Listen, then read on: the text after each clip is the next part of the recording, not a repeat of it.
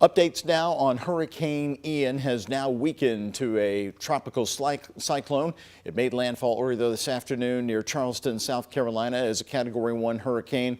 And there is much better news to report for that city, by the way. They've had flooding and power outages. Right now up to 150,000 customers there with no power, but nothing like what hit Florida.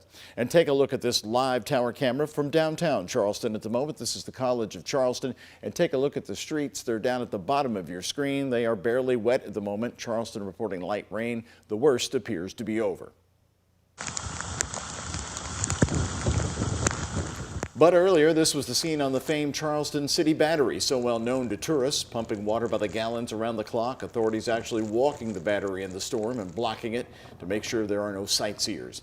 Much of the city boarded up yesterday and closed. Many trees are down. The hurricane actually made its landfall at 2:05 this afternoon, 1 hour north of Charleston in Georgetown, South Carolina. ABC's Morgan Norwood has the story of the Carolinas and the recovery in Southwest Florida. After decimating parts of Southwest Florida, Hurricane Ian eyeing a fourth landfall, this time staring down South Carolina's coast, already kicking up rough surf on Tybee Island, Georgia.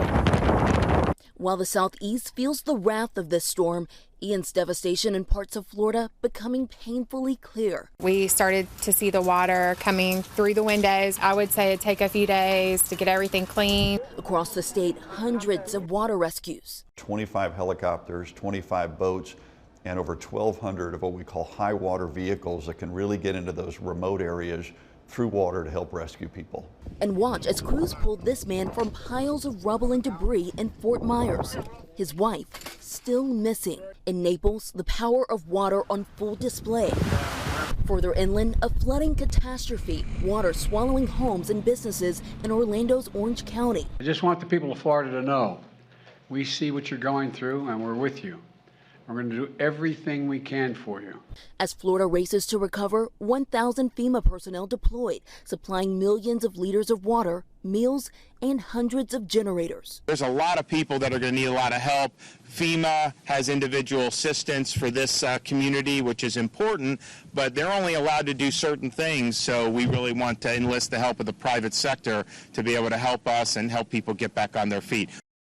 Venice, Florida hit incredibly hard. A transformer blew here at this mobile home community, bursting into flames. These homes right behind me burning to the ground. Still, 2 million people across the state of Florida without power. I'm Morgan Norwood, ABC News, Venice, Florida.